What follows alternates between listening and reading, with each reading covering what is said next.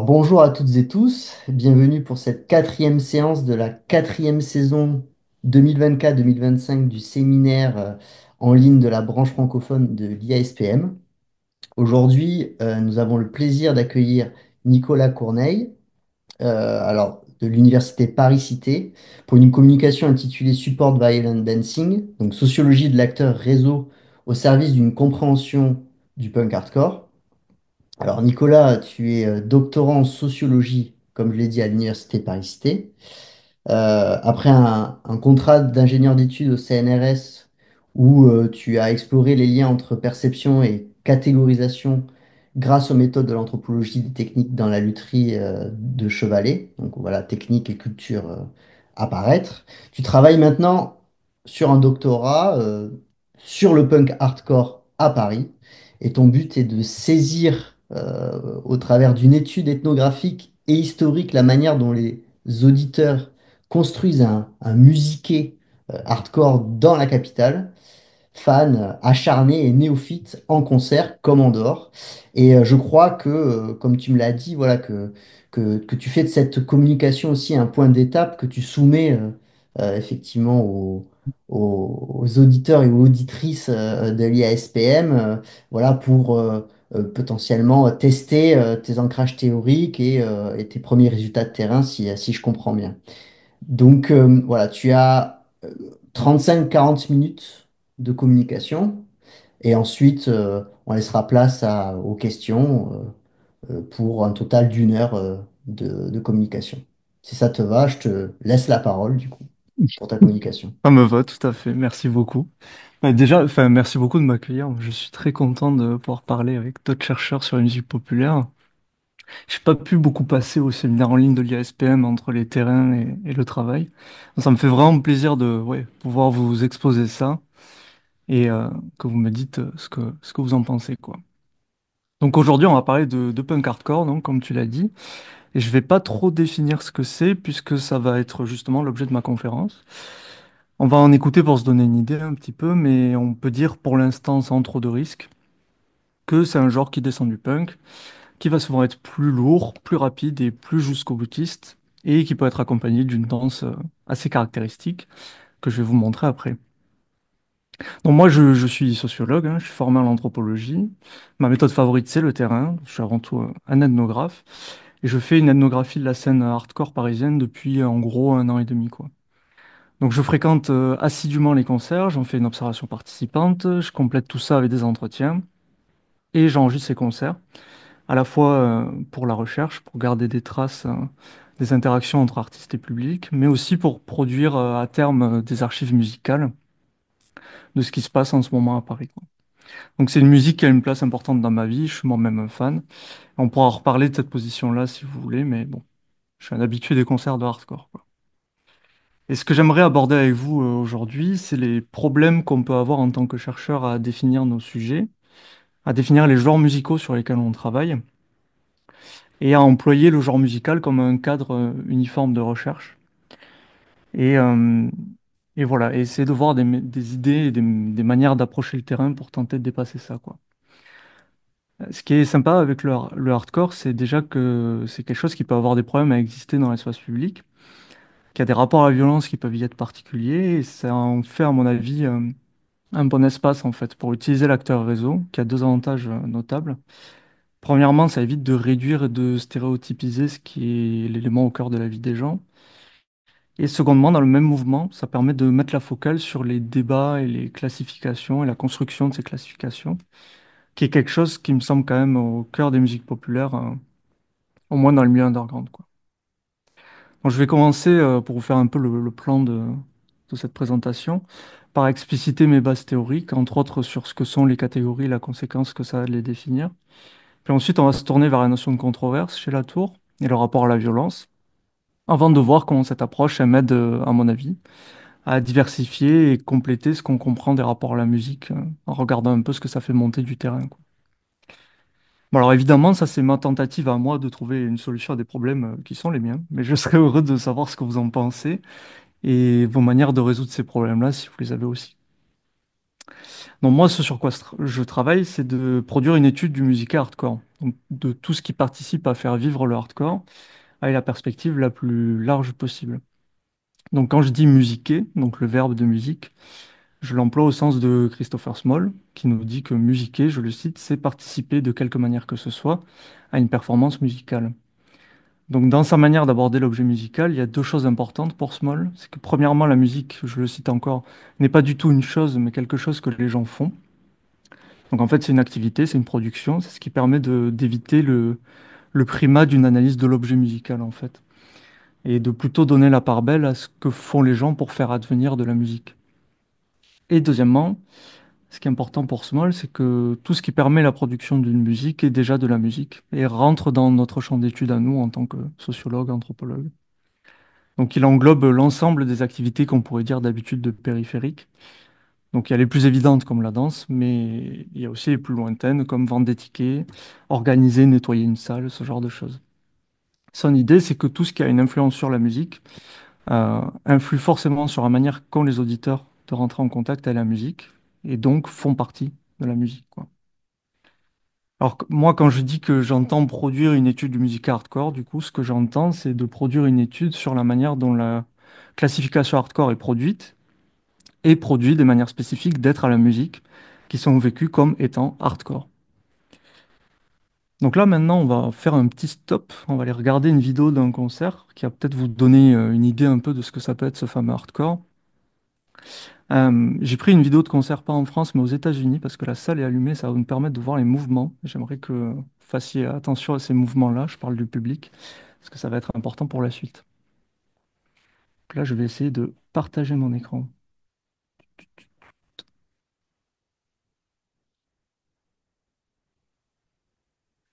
Si jamais vous me faites un signe, c'est pas assez fort ou trop fort.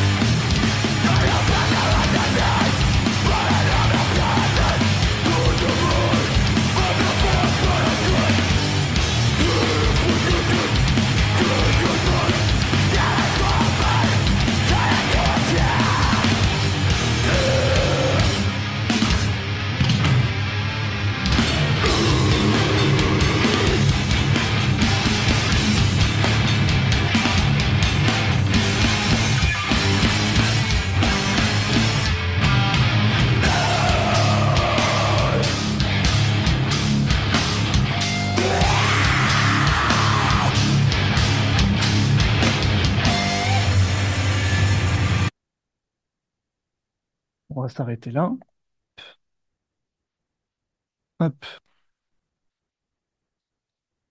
Donc, si jamais, pour ceux qui, j'en suis sûr, auront adoré, ça s'appelle Gulch. C'est une vidéo qui vient de la chaîne YouTube 856.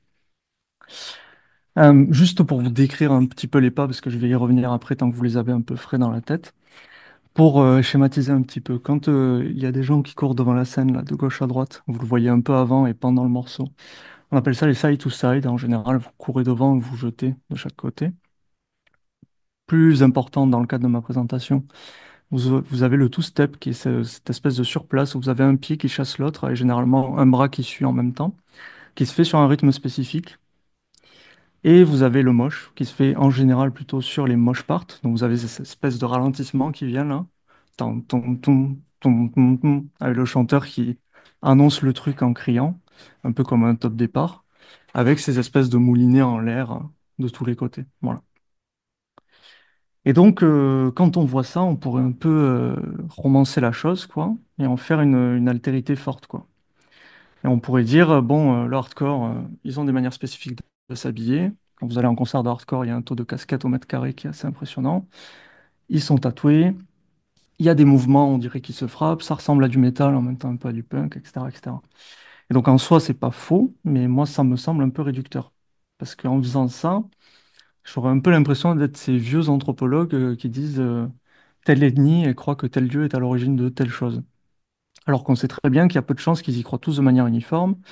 Et en plus, il y a peu de chances que l'ethnie en soi soit quelque chose d'uniforme. Je fais une mini parenthèse sur ça qui durera pas, vous en faites pas, mais je lis en ce moment Les Lances du Crépuscule de Descola, qui a travaillé avec les Hachoirs. Il nous explique bien à un moment que les Hachoirs, c'est pas un ensemble uniforme, que c'est plus compliqué que ça, que ça dépend des relations entre les groupes et de s'ils parlent des langues intercompréhensibles, etc., etc. Et ça n'empêche pas ensuite Descola de dire les Hachoirs, ils font ceci, ils font cela, etc. Et donc en fait, il sert de l'identité du groupe comme une espèce de toile de fond sur laquelle il vient poser ses analyses après. Ce dont lui, il a conscience, c'est qu'il pose ça comme une espèce de conséquence du fait de faire de l'ethnologie, quoi. Mais en fait, moi, ça me pose problème, personnellement, parce que j'aurais l'impression que ça serait essentialiser, en fait, et ethnologiser ce qu'est le hardcore. Et j'ai l'impression que je me retrouverai à faire la même chose rapidement si je fais pas attention avec les hardcore kids en concert. Parce que c'est comme ça qu'on appelle les fans de hardcore, les hardcore kids. Ils dansent comme ceci, ils s'habillent comme cela, ils aiment le tatouage, etc., etc. Et là, pareil, le genre musical devient une catégorie de fond sur lequel je viens construire mon étude. Alors même que Simon Fries, il nous dit bien que les genres musicaux, c'est pas des catégories fixes, mais que c'est plus, je le cite, un accord imprécis entre musiciens et fans, écrivains et disques jockeys. Donc une espèce de collaboration avec des frontières floues autour d'une classification, quoi. Je me permets aussi de dire, je fais une autre petite digression, que si j'en suis venu à ces réflexions-là moi-même, c'est parce que en tant qu'auditeur, j'étais assez frustré parce que j'avais l'impression de lire dans des webzines, des critiques musicaux, etc., des choses qui étaient réductrices de nos goûts, de nos pratiques, de ce qu'on était en tant que personne, de la part de personnes qui pouvaient se permettre de définir à notre place parce qu'ils avaient juste une position sociale en plus, mais pas forcément plus de légitimité de mon point de vue, quoi. Fin de la digression. Et donc, avant qu'on en vienne plutôt à ces choses-là, au fait que ben, définir nos sujets, c'est à un moment, c'est quand même politique. Il faut que je précise comment j'emploie la notion de système de classification. Pourquoi il me semble que les genres musicaux en sont aussi. Parce que ça peut sembler évident, mais je pense qu'il faut y passer. Alors moi, je l'emploie au sens assez large de quelqu'un comme Suzanne Leistar, par exemple, qui nous dit, je la cite, un système de classification est un ensemble de boîtes, au sens propre ou figuré, dans lequel on peut placer des choses pour ensuite accomplir un certain type de travail, bureaucratique ou de production de connaissances. Donc c'est volontairement très très large, mais c'est ce qui permet à Starr de faire quelque chose de très comparatiste dans son bouquin, arranger les choses, qui est fantastique. Donc en fait, il me semble qu'on est évidemment dans ça avec les genres musicaux. Il suffit d'aller traîner sur des sites comme Rate Your Music, Last.fm, même sur Wikipédia, ou de regarder le hard rock heavy metal Fabien 1, hein, où à la fin il vous liste tout un ensemble de genres musicaux, où il les définit, il vous fait un arbre phylogénétique. Donc c'est un ensemble de boîtes dans lequel on peut placer des choses, ça on peut voir, mais elle dit ensuite pour accomplir un certain type de travail.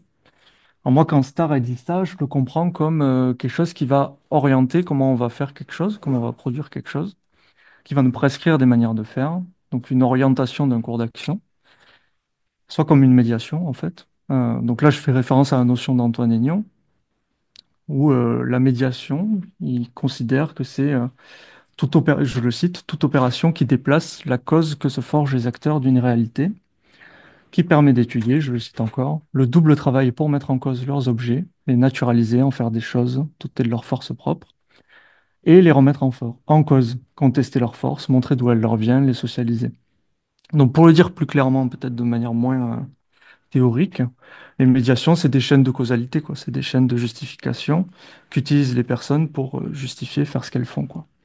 Donc typiquement pour le hardcore, ben, vous n'allez pas faire du two-step à n'importe quel moment, vous le faites sur un type de rythme précis, quoi. Et ça va être votre justification à vous. Donc la classification, c'est un groupe de médiation dans des cases qui vont avoir un impact sur la manière dont on travaille les objets et on y réagit, quoi. Donc je pense qu'on peut dire que les genres musicaux, c'est des systèmes de classification. François Ribac, il nous dit que le genre musical, je le cite, donne corps à tout un monde d'objets et de signes et réunit des assemblées. À travers l'étiquette se révèle la représentation de la musique et des personnes qui s'assemblent autour. On est dans ça. Et ces classifications-là participent aussi à composer un ensemble d'attentes qui guident notre engagement. Ça, c'est John Fro. Donc en fait, elles nous donnent une idée de ce qui va se passer quoi, dans un événement, une fois que vous savez de quel genre il s'agit. Et elles influent sur votre manière de vous comporter, quoi. L'autre point important des genres musicaux pour Reebok, c'est qu'ils construisent des histoires. Donc là, je le cite, en définissant en fus négativement des critères esthétiques, économiques et historiques, l'étiquette refabrique de l'histoire et des généalogies. Cela signifie que l'étiquette a aussi un caractère rétrospectif. À partir de ces critères fondamentaux, on introduit dans un corpus donné des œuvres et des disques antérieurs. Bon, ça semble quand même, enfin, ça me semble assez vrai, quoi. Quand une catégorie apparaît, elle apparaît pas dans le néant, quoi. Quand en 70, quelqu'un entend le premier Black Sabbath, il va pas se dire le heavy metal vient de naître, quoi. Et enfin, le numéro de volume de fin 2023 là, sur les genres musicaux, il y a plusieurs fois où il y a ça qui revient, quoi. Dans l'article sur les taxonomies du métal de Smialek, ça le montre très bien. Et pareil, avec la différence que fait Brackett entre vision présentiste, historiciste, je pense qu'on est carrément dans ça. Je trouve ça, enfin, j'ai trouvé ça passionnant. Le problème pour moi, pour en revenir à mes problèmes éthiques, c'est que la musique populaire étant quelque chose en débat, chaque fan est capable de définir un genre musical à sa manière, y donner ses membres, ses caractéristiques, son passé, sa généalogie. Je pense que vous avez tous eu, pour celles et ceux qui font du terrain ou des entretiens, des gens qui excluent des artistes d'un genre musical donné par rapport à leur propre manière de penser le genre musical. Par exemple, moi j'ai eu un de mes interlocuteurs qui m'a exclu Turnstile du hardcore. Je ne sais pas si vous voyez ce groupe, mais c'est un groupe qui a fait des collaborations avec des marques, qui a participé au Saturday Night Live, etc., etc. Et donc là, pour lui, Turnstile était devenu quelque chose de trop gros, donc c'était plus du hardcore. Et de fait, moi j'ai personnellement un gros problème éthique avec le fait qu'on puisse, en tant que chercheur, valider une naissance et une généalogie à un genre musical quand on définit nos sujets. Pour moi, c'est de fait prendre parti, en fait, dans des débats entre fans qu'on va sanctionner du sceau de notre position d'universitaire, quoi.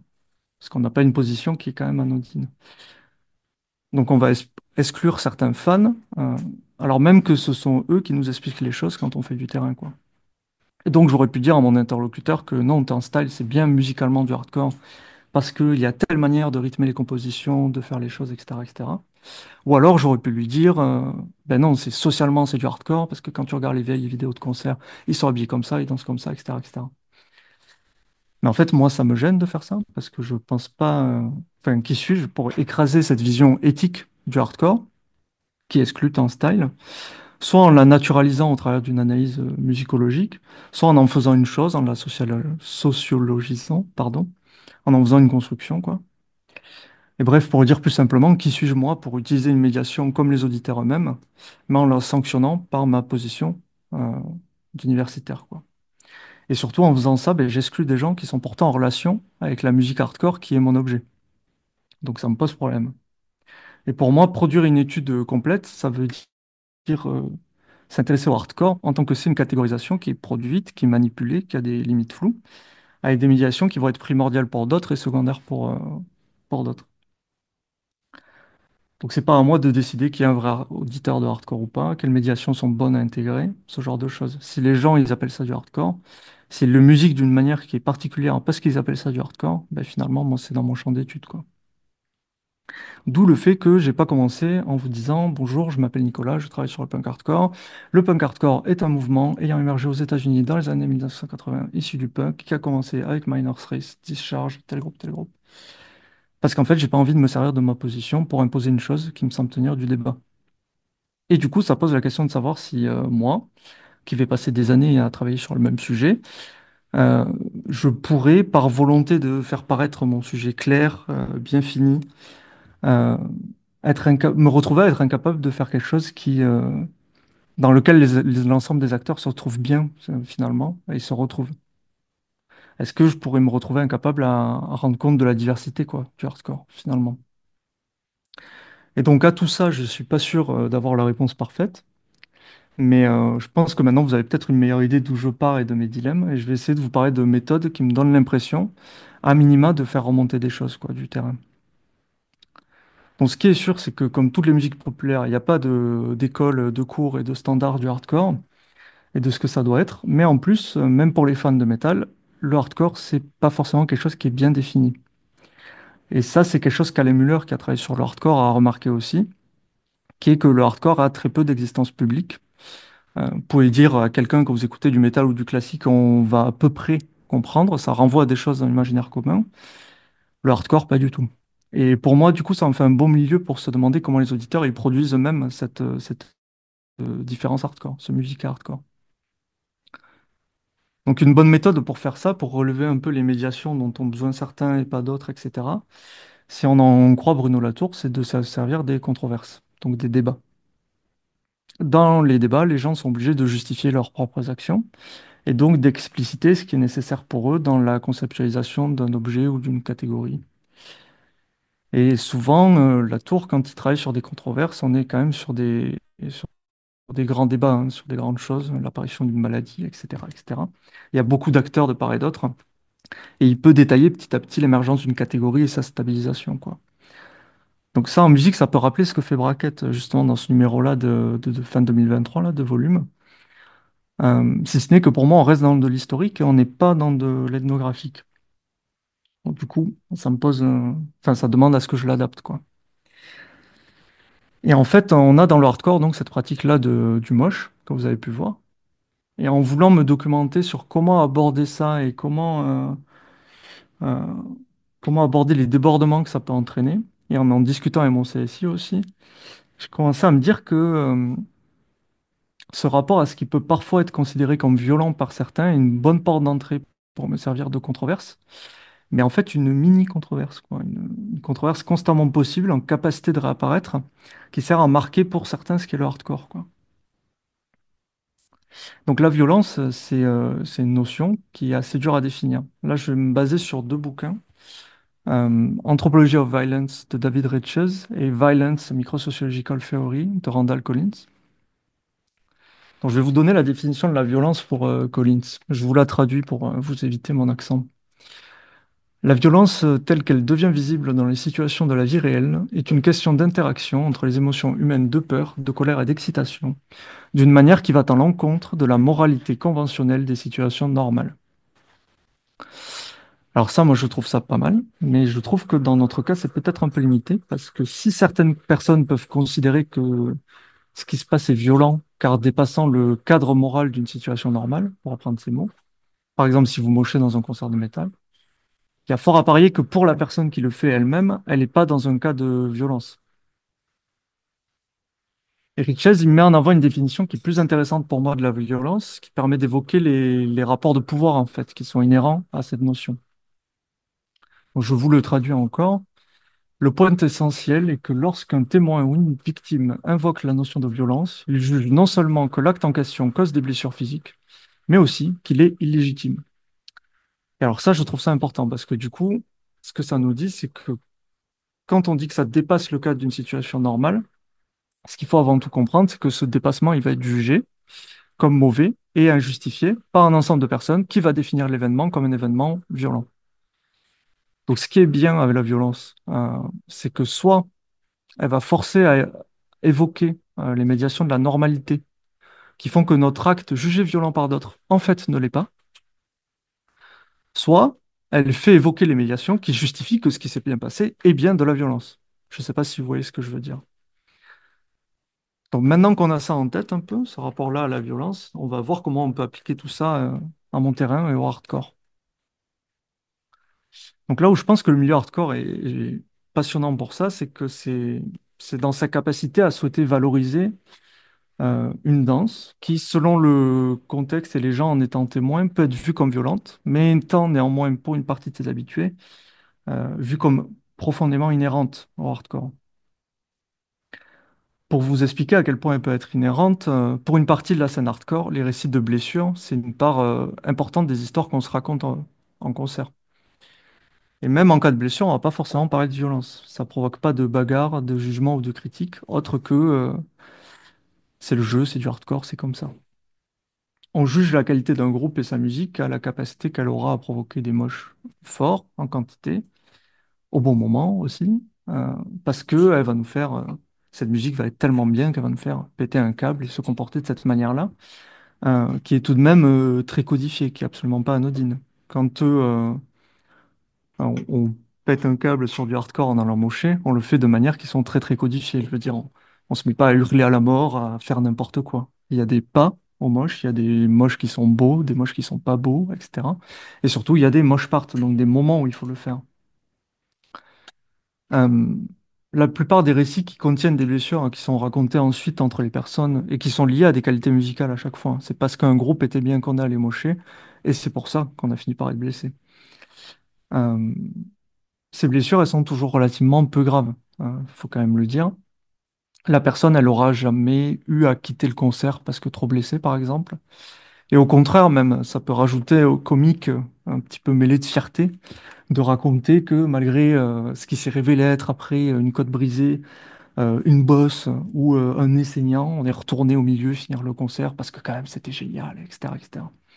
Donc on est dans des blessures qui sont relativement bénignes, qui restent dans des limites acceptables et qui sont certes décrites comme étant violentes, mais sans conséquence, pardon.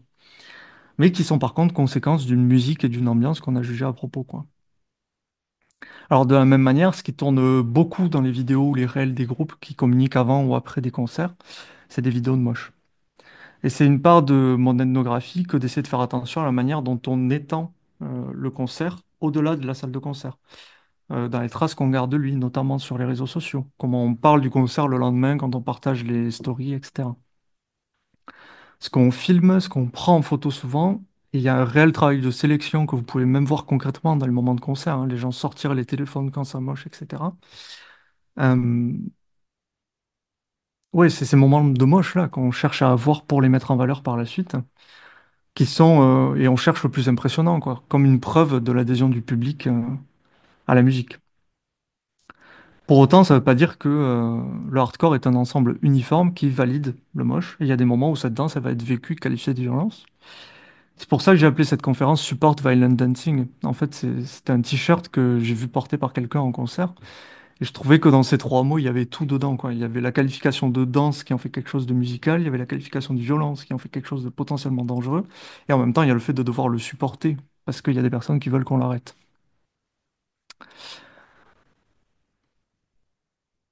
Donc le moche, je pense que vous l'avez vu, vous comprenez en quoi ça peut devenir violent, mais donc vous secouez les bras et les jambes comme si vous vous battiez en l'air un petit peu.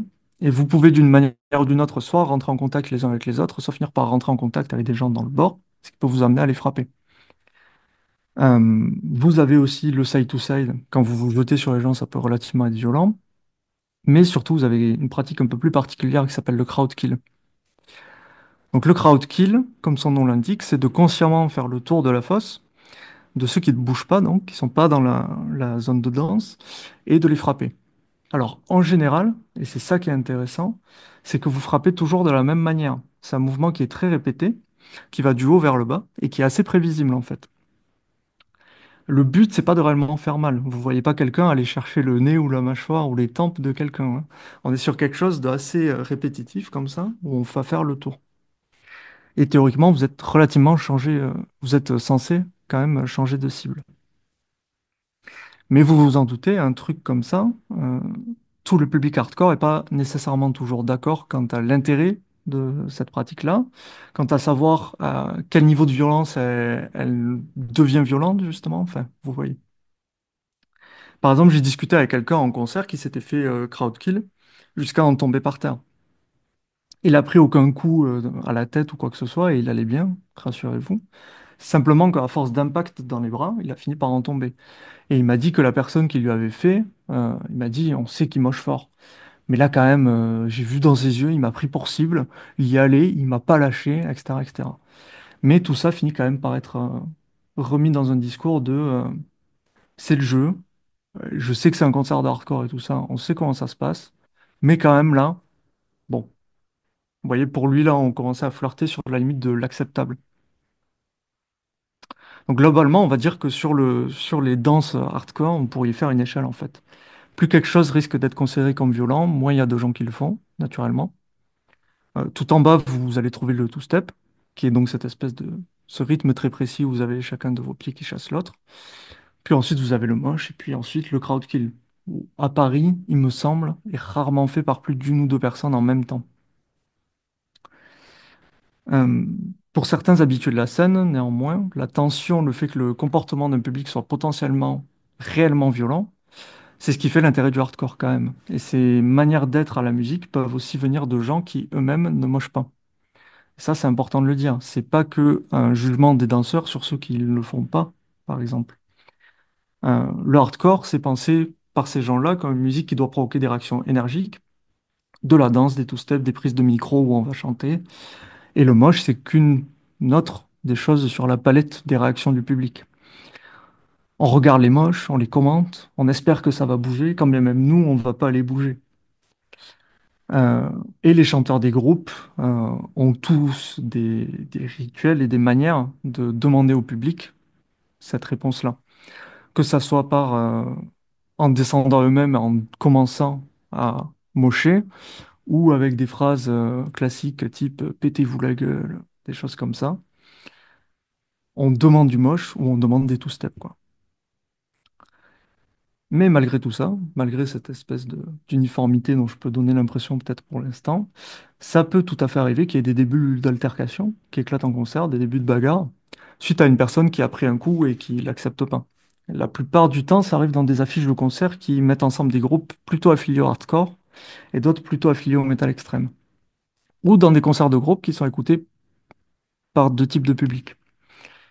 Et généralement, ce qui est intéressant, c'est que la violence réelle, elle est aussitôt arrêtée. Par exemple, pour la dernière fois que je l'ai vu, on avait quelqu'un qui avait plutôt un look métal qui passe au bord de la fosse et il se ramasse un mocheur sur lui qui a un bras qui part en arrière, donc je pense qu'il a pris un coup, même si je ne l'ai pas bien vu. Et directement, il s'est approché du mocheur dans son dos, il l'a poussé contre la scène de manière assez violente, donc le mec aurait pu se prendre la scène. Et directement, là, vous avez un espèce de service de sécu de la scène hardcore qui arrive, quoi. Donc vous avez les habitués du hardcore qui arrivent, qui lui mettent la main sur le torse, qui le poussent gentiment, qui miment l'apaisement et qui lui disent je devine quelque chose comme c'est bon, c'est bon, c'est bon, arrête. Et ensuite, la personne finit par sortir. Bon, ça, peut-être que ça vous semble absolument anodin, ce genre d'interaction, mais pour moi, ça montre deux choses. Premièrement, un public de concert, c'est jamais quelque chose d'uniforme, qui est en adhésion complète avec tout ce qui va se passer dans un concert. Il peut y avoir des fans de métal à un concert de punk, et c'est même plutôt la norme, en fait. Et donc, si moi, en tant qu'ethnographe, je raconte ce qui est censé se passer normalement à un concert de hardcore, euh, et ben, en fait, j'esquive toute cette partie-là des auditeurs, quoi. Et qui plus est, dans ce cas précis, le but pour moi, c'est pas de dire qui a tort ou qui a raison, mais plutôt de se demander pourquoi on réagit comme ça. Et donc, pour une partie de la scène hardcore, la réaction à ce genre d'événement-là, ça va être de dire que la personne ne sait pas ce qu'est le hardcore, qu'elle connaît pas les règles de l'univers. Donc, d'un point de vue de médiation, en fait, vous naturalisez complètement le moche comme étant une réaction à la musique. Vous écoutez un morceau, vous avez les poils des bras qui se hérissent, c'est la même chose. Vous écoutez du hardcore, vous mochez. Donc, vous utilisez des médiations pour complètement naturaliser cette pratique-là. Pour la personne qui réagit au moche, il y a fort à parier qu'elle pense être dans son bon droit aussi, il n'y a pas de raison. Mais peut-être que elle est plus dans un concert de métal, qu'elle le justifierait plus avec des médiations du métal, et qu'elle a devant elle quelqu'un qui mime un coup, qu'elle se prend un coup, et donc que pour elle, là, on est dans la violence, parce qu'on n'a pas donné un coup dans un concert. Sur les réseaux, vous avez toujours des discussions autour de ce type d'altercation, et il n'est pas rare d'avoir des personnes qui vont vous dire des choses type ça crowdkill, et ça vient se plaindre quand on leur rend. Et ça, moi, je trouve ça super intéressant parce que c'est complètement sortir du crowdkill, de l'aspect danse qu'il peut avoir pour certaines personnes, et de le mettre complètement dans l'aspect agression-violence. Je vais pas décliner tous les cas, sinon on y est encore demain, mais je trouve ça important de gérer ce genre d'altercations qui ne sont qu'une des réactions les plus exacerbées, au milieu des regards, des critiques, des manières de pousser fort quelqu'un quand il va venir vers vous, ou de lui mettre un coup discret, ce genre de choses.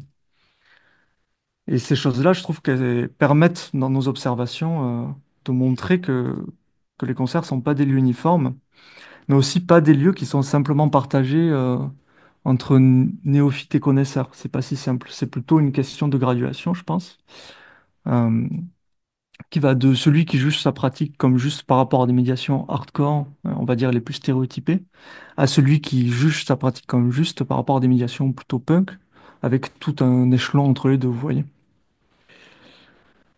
Mais globalement, même si on réduit notre cas en s'intéressant qu'aux gens habitués à venir faire vivre une musique hardcore et qui se définissent comme hardcore kids, en fait, on peut voir deux parties dans la scène hardcore parisienne qui sont notamment séparées quant à la manière de gérer la violence et qui permettent là aussi pour moi de mettre un peu de la diversité dans mon ethnographie.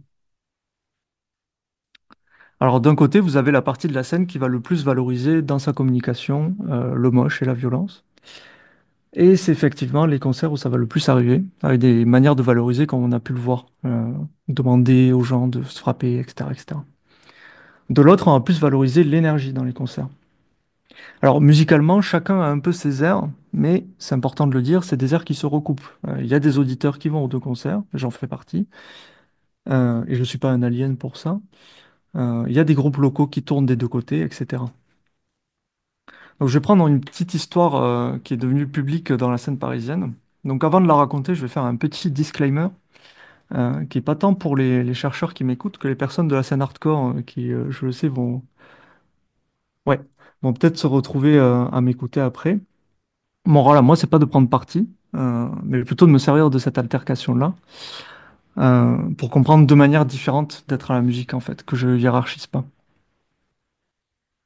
Donc on a un concert de hardcore et donc logiquement, au moins pour une partie des gens, hein, on y moche. Et donc on a le chanteur d'un groupe parisien, qui est quelqu'un d'assez reconnu dans la scène, qui se retrouve à frapper involontairement une femme, qui va aller dire aux organisateurs qu'elle s'est faite frapper. Ceux-ci débarquent dans la salle, ils repèrent le gars, et ils demandent de sortir, il refuse, et devant son refus, il lui faut une clé de bras, et il l'expulse. Plusieurs mois plus tard, on a le groupe de ce gars-là qui joue sur scène. Et avant une moche part, classique moment pour le chanteur de dire une phrase pour amener les gens à avoir une réaction, il dit, je cite, pétez tout, on emmerde ceux qui veulent faire la police du hardcore. Et cette phrase-là, elle va faire beaucoup, beaucoup parler dans la scène. Et ça va être considéré par beaucoup comme une référence aux organisateurs du premier concert et au fait qu'ils se soient fait virer de ce concert-là.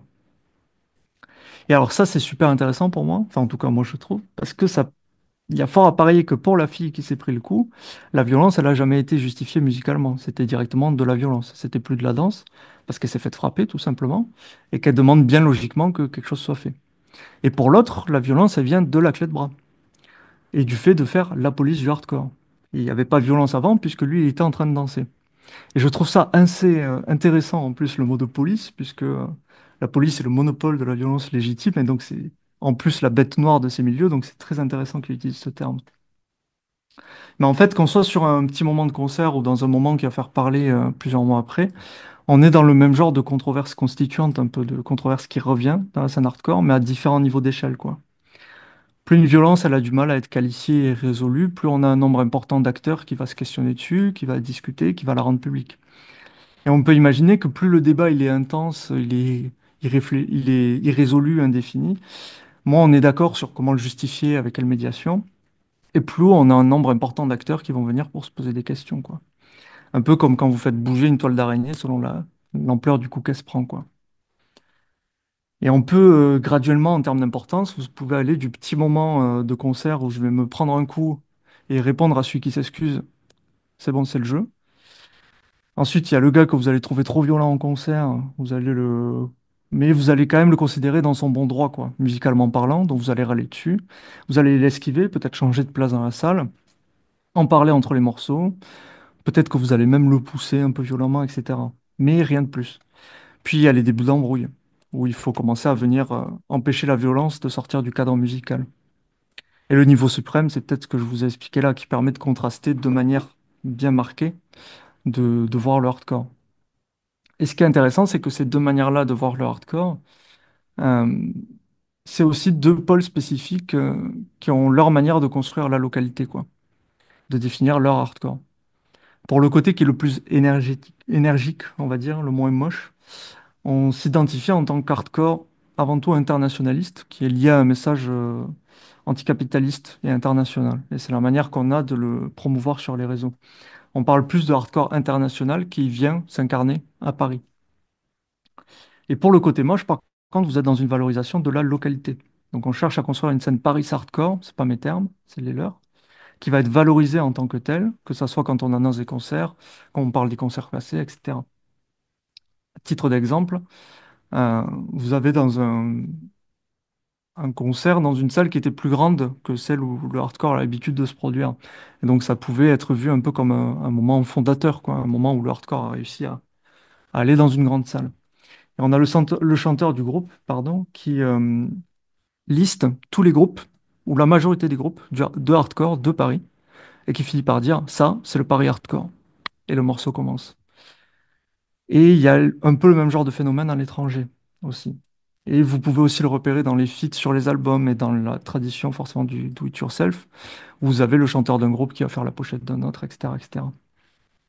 Donc il y a une volonté de se construire en tant que scène parisienne et de s'afficher de cette manière sur scène dans sa promo. Et ça passe pas forcément inaperçu à l'international, puisque quand on a un label anglais, il y a pas longtemps, qui a sorti un disque d'un groupe de Paris, ils en ont parlé comme part of the new wave of Paris hardcore along. Et là, ils ont cité plusieurs groupes de Paris, quoi. Donc d'un côté, vous êtes dans une idée d'incarner l'international dans Paris, et de l'autre, de montrer Paris à l'international. Alors évidemment, il y a ces deux pôles-là, mais il faudrait pas, dans mon étude, que je réifie en deux pans le hardcore dans l'espoir de ne pas le réifier en un seul. Il y a bien sûr des auditeurs communs, les gens qui transitent et des groupes. Et ce qui est sûr aussi, c'est qu'être passionné de hardcore, c'est avant tout être passionné de musique, et qu'il y a personne qui écoute que du hardcore.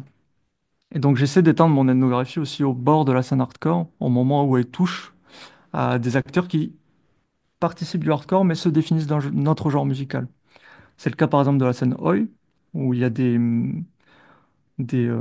comment dire, des gens qui peuvent jouer dans de la Oi et jouer dans du hardcore, etc., etc. Et c'est aussi et surtout le cas du métal extrême, qui est jamais très très loin, qui partage parfois les affiches, les organisateurs de concerts, qui a même des groupes qui sont définis avec deux étiquettes, death metal slash hardcore. Ouais. Et donc je trouve qu'en regardant comment les gens construisent de l'hardcore, on montre non seulement de manière plus respectueuse que les gens ils aiment dans cette musique, mais aussi ce que les genres communiquent et se soutiennent, quoi. Que les auditeurs sont pas unidimensionnels. Et bon, je vais faire une ouverture sur la suite de mes attaques en thèse, mais je peux m'arrêter là. Mais j'espère que mes débats intérieurs auront su sur nos manières de restreindre nos sujets auront su vous intéresser. Et ma tentative d'essayer de montrer un peu comment les genres musicaux peuvent être plastiques dans l'ethnographie, quoi, dans le micro. Voilà, je vais me poser là.